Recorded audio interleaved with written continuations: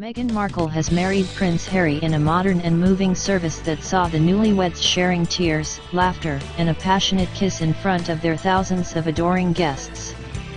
Harry was visibly emotional when he saw his bride for the first time in her simple but beautiful pure white dress, and then grabbed his bride's hand and told her, "You look amazing, I missed you."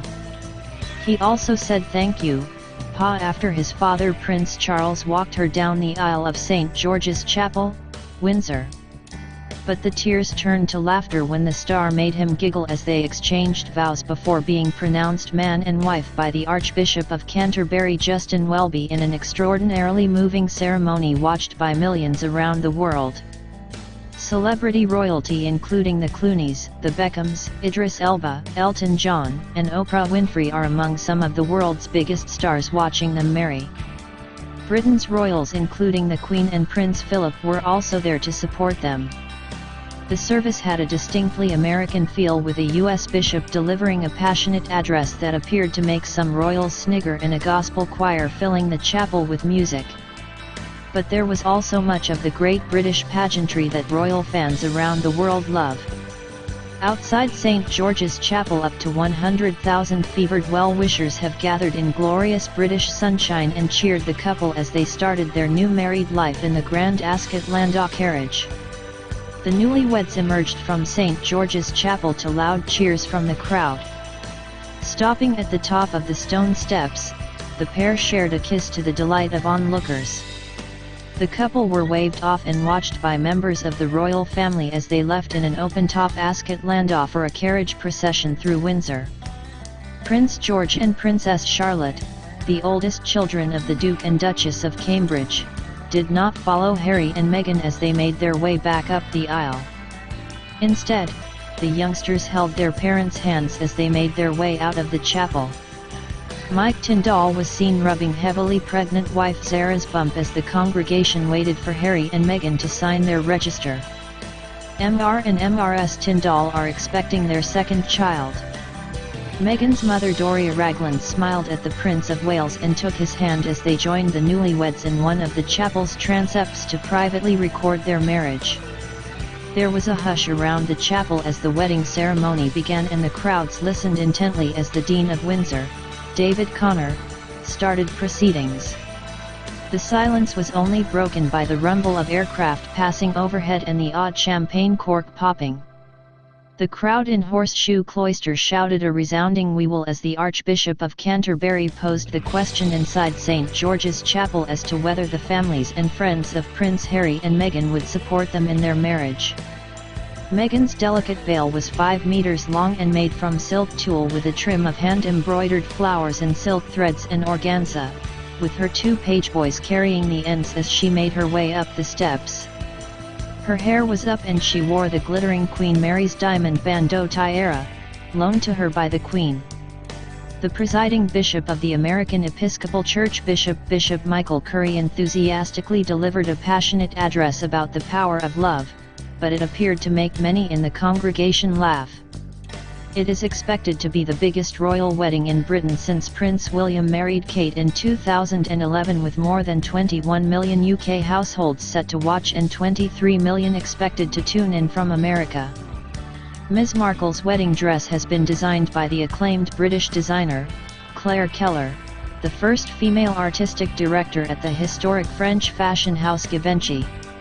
The veil was held in place by Queen Mary's diamond bandeau tiara, lent to her by the Queen, made in 1932, an outfit that left her mother Doria Ragland, 62, in tears. Meghan arrived accompanied by 2 page boys who held up her train as she made her way up the chapel steps alone and entered the chapel by herself, to begin the walk down the altar, before being met by the Prince of Wales. David Emanuel, who designed Diana, Princess of Wales's dress for her wedding to the Prince of Wales in 1981, said of Meghan Markle's outfit, "The bride is simplicity herself." He added, "The dress is as I predicted, simple, stylish, elegant, and understated. I think the story is in the silk jeweled veil. It encompasses all the Commonwealth flowers, which I think is very clever." Asked what he thought Harry's late mother would have said about the dress, Mr. Emanuel said, "I think Diana would have approved." Meghan's bouquet contains several flowers handpicked by Prince Harry from their private garden, Kensington Palace said. Prince Harry handpicked several flowers yesterday from their private garden at Kensington Palace to add to the bespoke bridal bouquet designed by florist Philippa Craddock, the statement said. The spring blooms include forget-me-nots, which were Diana, Princess of Wales' favourite flower. The couple specifically chose them to be included in Ms. Markle's bouquet to honour the memory of the late princess on this special day. The bride's bouquet is a petite design, pulled together in a gentle, ethereal, relaxed style with delicate blooms also including scented sweet peas, lily of the valley, astilbe, jasmine, and astrantia, and sprigs of myrtle, all bound with a naturally dyed, raw silk ribbon. The myrtle sprigs are from stems planted at Osborne House on the Isle of Wight, by Queen Victoria in 1845, and from a plant grown from the myrtle used in the Queen's wedding bouquet of 1947.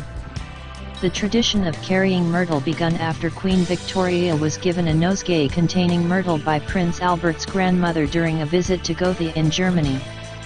In the same year, Queen Victoria and Prince Albert bought Osborne House as a family retreat, and a sprig from the posy was planted against the terrace walls, where it continues to thrive today. The myrtle was first carried by Queen Victoria's eldest daughter, Princess Victoria, when she married in 1858.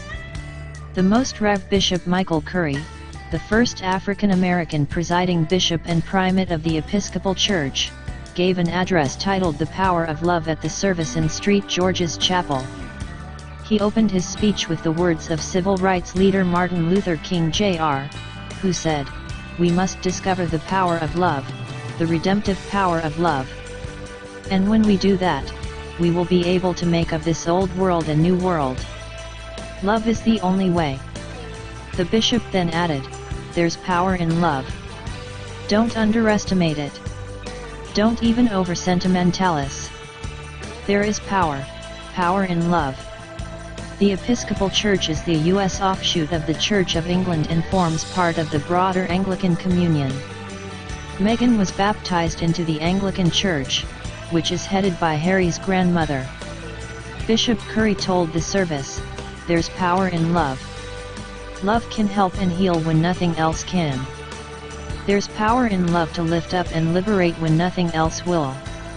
Such power could be seen in the service, he continued, saying, "Two young people fell in love and we all showed up." Prince Harry looked nervous as he arrived at St. George's with his best man William, but quickly warmed up, waving and grinning at crowds before greeting guests inside and outside the chapel. Her mother Doria smiled and looked adoringly at her daughter in the back of her wedding car, again supporting her in the absence of her father Thomas Markle. Mother and daughter drove away in a Rolls-Royce Phantom 4, which was built and delivered to the Queen in 1950 and used by Kate Middleton for her trip to Westminster Abbey when she married William 7 years ago.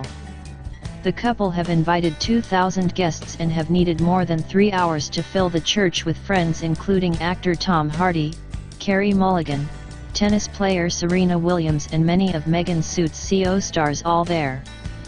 Harry's ex-girlfriends Chelsea Davy and Cressida Bonus were also invited and joined the Middletons and his uncle Earl Spencer in the giant congregation. Royals including the Queen and Prince Charles, who will walk Meghan down the aisle after her father dropped out, will be the last to arrive before Harry, William, and finally Meghan, who will enter the church alone. Princess Diana's son's whirlwind romance with the US-born actress, 36, has captured the public's imagination, and they will become the Duke and Duchess of Sussex when they marry. After a secret 6-month relationship, the couple went public and later confirmed they got engaged in November when he proposed while roasting a chicken in his Kensington Palace flat. Their big day is finally here after a week of turmoil for Meghan after her father pulled out at the last minute and her estranged relatives flooded into the UK to cash in on her big day. Cheers and applause erupted at the west door as Prince Harry and the Duke of Cambridge arrived at St. George's Chapel. The bridegroom and his best man were met by the Dean of Windsor. They stopped for a few moments and had a brief conversation, before walking inside. Harry, looking dapper in his frock coat uniform of the Blues and Royals, walked up the aisle with his best man and was seen acknowledging a guest in the congregation with a nod. Both Harry and the Duke of Cambridge are wearing the frock coat uniform of the Blues and Royals. The Queen gave her permission for her grandson to get married in his uniform, Kensington Palace said. Both uniforms were tailored at Dedge and Skinner on Savile Row.